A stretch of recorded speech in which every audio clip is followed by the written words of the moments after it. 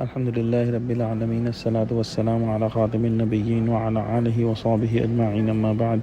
أعوذ بالله من الشيطان الرجيم، بسم الله الرحمن الرحيم. قال الله تعالى في سورة آل عمران: إن الذين تولوا منكم يوم التقى الجمعان إنما استزلهم الشيطان ببعد ما كسبوا ولقد عفى الله عنهم ان اللہ غفور حلیم۔ ترجمہ: جو لوگ تم میں سے احد کے دن جبکہ مومنوں اور کافروں کی دو جماعتیں ایک دوسرے سے گد گئیں جنگ سے بھاگ گئے تو ان کے بعد افعال کے سبب شیطان نے ان کو پھسلا دیا، مگر خدا نے ان کا قصور معاف کر دیا۔ بے شک خدا بخشنے والا بردبار ہے۔ جنگ احد کے اندر جب نقشہ چینج ہو گیا، بدل گیا اور خالد بن ولید نے مسلمانوں کے عقب سے حملہ کر دیا اور مسلمان چکی کے دو پارٹوں کے درمیان جیسے پس کر رہ گئے، اس وقت مسلمانوں کے اندر ایک زبردست افراتفری اور پینک پھیل گیا۔ ہر شخص جو ہے وہ جس سمت میں اس کو سمجھ آیا وہیں پر جو ہے بھاگ نکلا، اور اس جو ہے پینک کے اندر مخلصین میں سے بھی جو ہے ایک جماعت جو ہے اس سے ایک غلطی ہو گئی۔ یہ قرآن کے اندر ایک صاف طور پر ان لوگوں کی غلطی کی معافی کا اعلان ہے۔ اس آیت کے اندر ہوا کچھ ایسے کہ جب پینک پھیلا، بھگدڑ مچ گئی، تو جس کو جو موقع ملا وہ اسی کے اندر اسی سمت میں جو ہے وہ بھاگنا شروع ہو گیا۔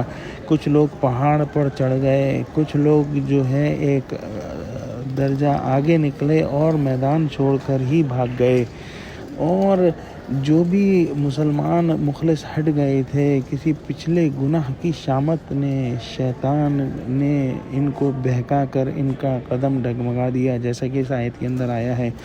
چنانچہ ایک گناہ تو یہ تھا ہی کہ تیر اندازوں کی بڑی تعداد نے نبی کریم صلی اللہ علیہ وسلم کے حکم کی پابندی نہ کی تھی، مگر خدا کا فضل دیکھو کہ اس کی سزا میں کوئی تباہ کن شکست نہیں دی، بلکہ ان حضرات پر اب کوئی گناہ بھی نہیں رہا۔ اللہ سبحانہ وتعالی نے کلیتاً ان کی تقصیر معاف کر دی ہے، کسی کو بھی طعن و ملامت کا حق نہیں رہا۔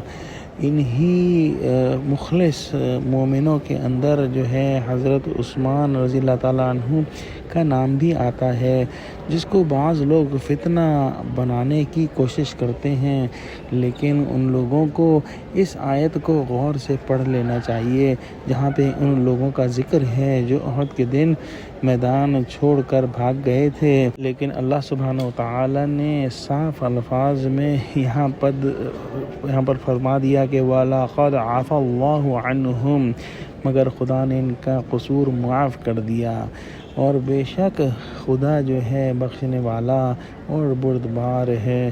دعا کرتے ہیں کہ اللہ سبحانہ وتعالی ہم کو قرآن کا فہم عطا فرما اور ہم کو دین اسلام پر جمع دے، آمین۔ وآخر دعوانا الحمد للہ رب العالمین۔ السلام علیکم ورحمۃ اللہ وبرکاتہ۔